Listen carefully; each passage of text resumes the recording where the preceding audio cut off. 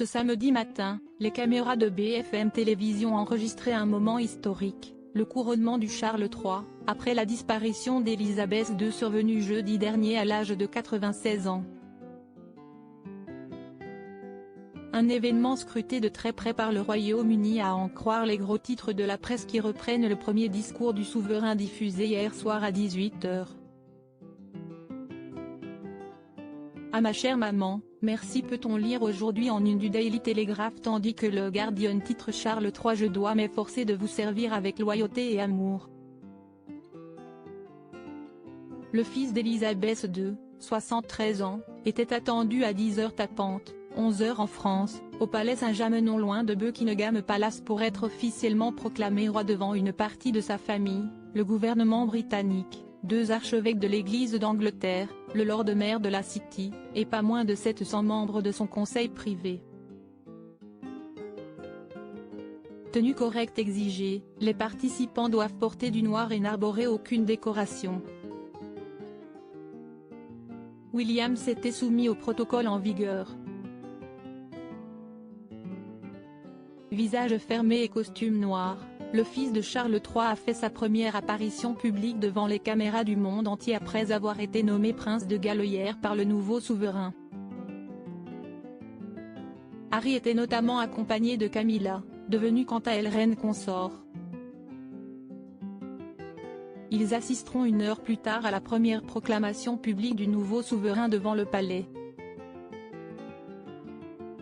Des salves d'armes tirées à Hyde Park et à la Tour de Londres ponctueront le second temps de la cérémonie qui se prolongera en début d'après-midi au Royal Exchange, un centre commercial au cœur de la capitale britannique. Des proclamations distinctes auront ensuite lieu en Écosse, au Pays de Galles et en Irlande du Nord ce dimanche à midi. Est enfin demain que le cercueil d'Élisabeth II devrait arriver à la cathédrale Saint-Gilles d'Édimbourg où les sujets britanniques pourront lui rendre un dernier vibrant hommage. Pourquoi la vie de Kate et William s'apprête à changer lors de son allocution du 9 septembre en début de soirée, le roi Charles III cédait son titre de prince de Galles à son fils aîné William.